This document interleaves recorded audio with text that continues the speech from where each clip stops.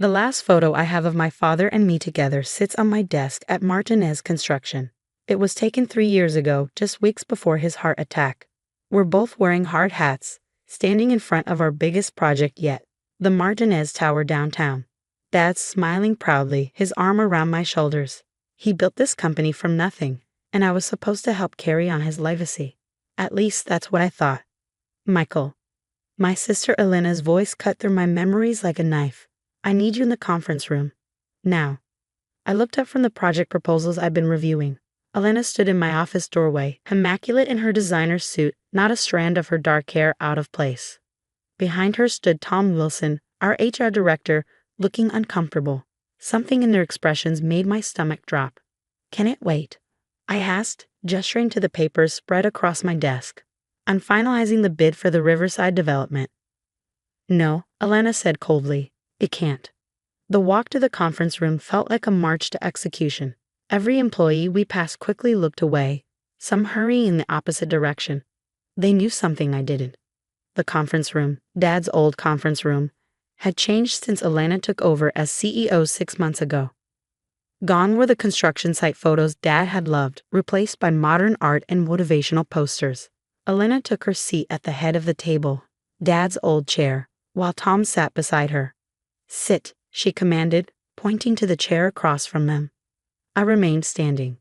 What's this about, Elena? She slid a folder across the table. Your termination papers. The words hit me like a physical blow. What? You're being terminated from Martinez Construction, effective immediately. Her voice was calm, practiced. She'd been planning this. Tom will oversee your departure process. You can't fire me. I'm part owner. Actually, she cut in, you're not. Dad left controlling interest to me, remember? You're just an employee who's been undermining my authority since day one. I stared at my sister, the stranger wearing Prada and ice. Where was the Elena who used to help me build sandcastles? Who cried when I went off to college? Who hugged me at Dad's funeral? Undermining your authority? I repeated. By what? Doing my job. Managing projects like Dad taught me. By going behind my back to the board. She slammed her hand on the table. Did you think I wouldn't find out about your little presentation? Trying to convince them my modernization plans are too aggressive. Ah, so that's what this was about. The board asked for my professional opinion. I said quietly, and I gave it. Your plan to sell off our equipment division and outsource labor will destroy everything Dad built. Dad's methods are outdated. This company needs to evolve. This company needs to remember what it stands for. I leaned forward, placing my hands on the table. Dad believed in quality work, fair wages, and treating our employees like family. Dad is dead. Elena's voice cracked slightly. She took a breath, composing herself. And he left me in charge. Not you. The golden boy who always had his ear, who he took to every job site, She trailed off, but I heard the unspoken words. Who he loved more. Elena. I tried again, softening my voice. This isn't about Dad's favoritism. This is about. Sign the papers, she interrupted, or I'll have security escort you out. Tom shifted uncomfortably. Perhaps we should take a moment to. No. Elena's tone left no room for discussion. He has 1 hour to clean out his office. After that, he's trespassing. I looked at the termination papers, then at my sister. In her face, I saw years of resentment, of feeling second best, of trying to prove herself. But I also saw something else. Fear. She was afraid of something. Fine, I said, picking up the pen. I'll sign. Relief flickered across her face. Good, Tom will. On one condition. I met her eyes. I want an hour alone in Dad's old office. No supervision, no security cameras. One last time. She frowned. Why? To say goodbye properly. You can have someone search me before I leave if you're worried I'll steal something. Elena studied me for a long moment. Finally, she nodded. 1 hour. Starting now. Dad's office, Elena's office now, was on the top floor of our headquarters. It still smelled faintly of his aftershave, though she tried to cover it with some designer room fragrance. The old leather couch where I used to nap as a kid was gone, replaced by a sleek modern settee. His collection of hard hats from various projects had vanished from the shelves, but the painting was still there. It was a simple landscape, rolling hills, a construction site in the distance, a sunset sky. Dad had bought it at a street fair 20 years ago, saying something about it capturing the beauty of building. Elena had kept it, probably because it matched her new color scheme. Only Dad and I knew about the safe behind it. I waited 5 minutes in case Elena was watching through the security cameras she claimed would be off. Then I carefully lifted the painting from its hooks. The wall safe looked exactly as I remembered, old-fashioned with a combination dial. Dad had shown it to me a month before his death. "Remember these numbers, son," he'd said, turning the dial. 7 to 2483. Elena's birthday.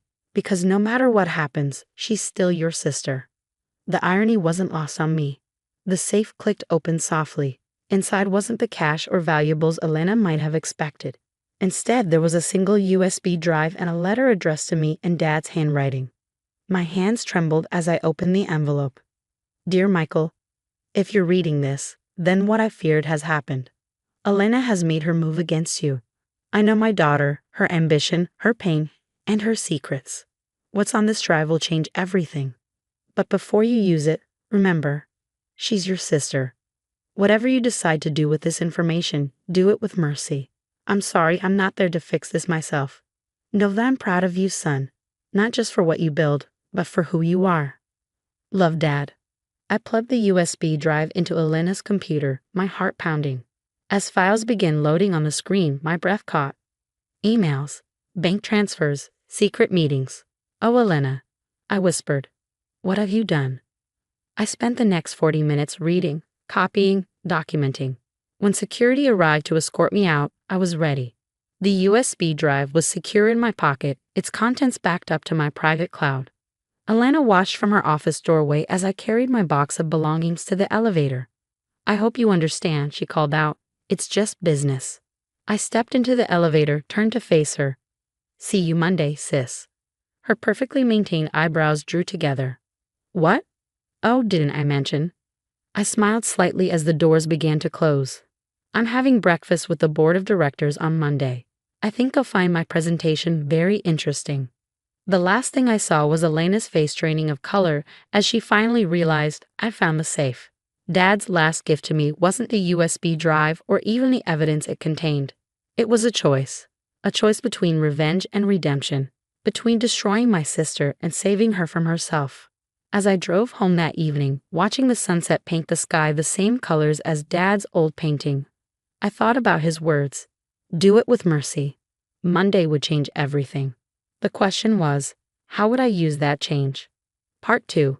Legacy of Truth. I spent the weekend in my home office, poring over the contents of Dad's USB drive. With each file, each email, each hidden document, the picture became clearer and darker. Elena hadn't just been planning to modernize Martinez Construction. She'd been systematically dismantling everything our father had built, piece by piece. The equipment division she wanted to sell off. She'd already signed a preliminary agreement with Global Tech Industries at a fraction of its worth. The outsourcing plan, a scheme to fire our longtime employees and replace them with cheaper labor through a company she secretly owned. But that wasn't the worst of it. "Jesus, Elena," I muttered, staring at my screen late Sunday night. "What were you thinking?" There in black and white were emails proving she'd been artificially inflating project costs, pocketing the difference through a network of shell companies. She'd been stealing from our own company, from our father's legacy, for months before his death. My phone buzzed, Elena's third attempt to call me that day. I let it go to voicemail. Instead, I opened the last file on the drive, a video. Dad's face filled my screen, recorded in his office just weeks before his death. "Michael," he began, looking tired but resolute. "If you're watching this, then you've discovered what Elena's been doing. I found out about the embezzlement 2 months ago. When I confronted her," he paused, rubbing his face, "she blamed me, said I'd always favored you, always made her feel second best. That she had to prove herself. Son, maybe she was right. Maybe I did favor you, not because I loved her less, but because you reminded me so much of myself at your age." Tears stung my eyes as I watched my father's confession. I planned to handle this quietly, get her help, find a way to make it right. But if you're seeing this, I didn't get the chance. The choice of what to do now falls to you. The video ended. I sat back, memories flooding in. Elena at 5 following me around construction sites with her toy hard hat. At 12, winning the math competition she'd studied months for. At 18, choosing business school instead of engineering, trying to forge her own path. My sister. My responsibility now. Monday morning arrived clear and cold. I parked my truck in the Martinez construction lot one last time, noting Elena's Porsche already in its reserved spot. She'd been here early, probably trying to figure out what I found, what I planned to do. The board meeting was scheduled for 9 a.m. I arrived at 8:30, finding Elena pacing outside the conference room. "Michael," she called out, her composure cracking slightly. "We need to talk." Yes, I agreed. We do. Her office still smelled of Dad's aftershave and her designer fragrance, an odd combination that seemed to fit the moment. She closed the door behind us. "Whatever you think you found," she began, "whatever you're planning to tell the board. Sit down, Elena." To my surprise, she did. For a moment, I saw past the power suit and perfect makeup to the little girl who used to build sandcastles with me. I connected my laptop to her office TV, started playing the files. Emails appeared. Bank statements. The video of Dad. Elena's face went from pale to ashen as she watched our father's last message.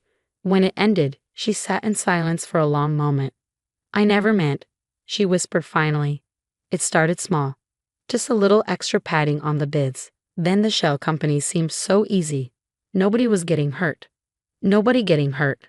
I pulled up the employee list she'd marked for termination. "These people have families, Elena. Mortgages. Kids in college. Dad treated them like family because they are family." "You don't understand." She stood up, anger and fear warring in her voice. "Do you know what it's like living in your shadow? Perfect Michael, Dad's chosen one. I had to prove I could do more, be more. By stealing, by destroying what he built, by making it better, more efficient, more profitable, more soulless, I cut in. This company isn't just about profits, Elena. It's about building things that last. It's about trust." She sank back into her chair. "So that's it? You'll show this to the board, have me arrested, take everything." I looked at my watch, 8:55 a.m.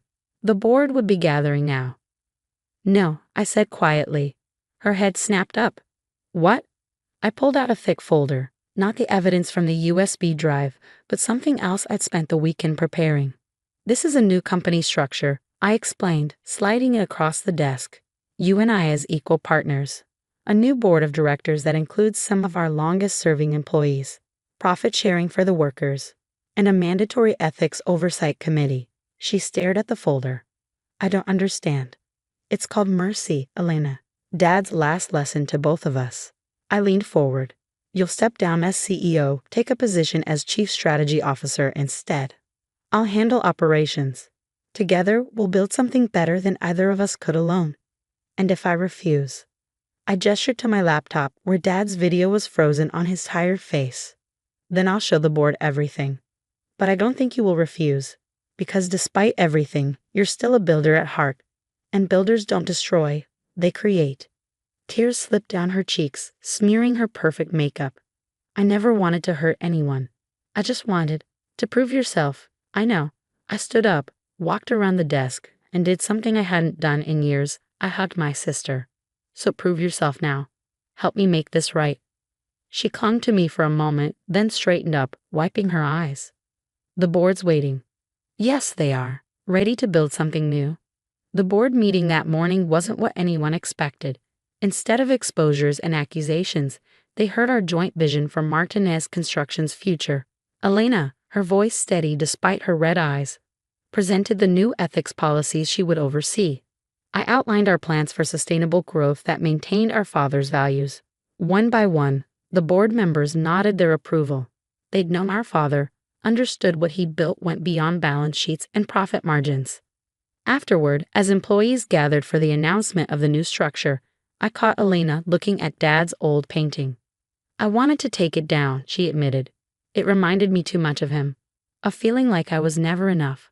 I touched the frame gently. "Maybe we keep it up. As a reminder." "Of what?" "That the most important things are often hidden from view. Like safes behind paintings, or love behind high expectations." She managed a small smile. When did you get so wise? I had a good teacher, two of them, actually. Over the next year, Martinez Construction transformed. Not into the soulless corporation Elena had envisioned or the unchanged monument to the past I'd wanted to preserve, but something new, something better. The equipment division modernized but stayed in-house. Employees got profit sharing and seats on the board. Elena's financial skills, once used for deception, now drove legitimate growth and innovation. Dad's painting still hangs in what is now our shared office. Sometimes late at night when I'm working late, I swear I can smell his aftershave, feel his presence. You did good, son, I imagine him saying. Both of you did good. The safe behind the painting is empty now. We don't need it anymore. The real treasures, trust, forgiveness, family, aren't things you can lock away. Elena and I still disagree sometimes. She pushes for faster growth. I argue for caution. But now we talk, really talk, about the fears and hurts behind our positions. We're learning to be siblings again, partners in preserving and growing our father's legacy. Last week, we broke ground on a new project, affordable housing for veterans. Elena's idea, backed by my construction expertise. As we stood there in our hard hats, I caught her smiling at the workers, greeting them by name, asking about their families. What? She demanded, catching my grin. Nothing, I said. Just thinking Dad would be proud. She was quiet for a moment, watching the sunrise paint the sky the same colors as his old painting. Of both of us, she said finally. Yeah, I agreed. Of both of us. The last photo I have of my father still sits on my desk, but next to it now is a new one. Elena and me at the Veterans Housing groundbreaking, both in hard hats, both smiling. Building something new. Together. Sometimes the greatest buildings aren't made of steel and concrete. Sometimes they're built with forgiveness, understanding, and second chances. Dad taught us how to build structures that would stand the test of time. But his last lesson, hidden in that old safe, taught us how to build something even more lasting, a bridge back to each other.